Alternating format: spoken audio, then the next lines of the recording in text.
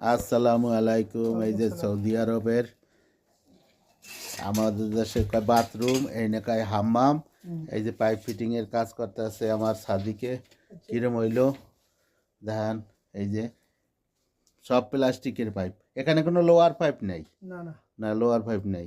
এই যে পানি, গরম পানির, এই হলো হিটারের, তারপরে এইখানে বাথরুমের সব কিছু, এটা সব কিছু মার্বেল টাইল হবে।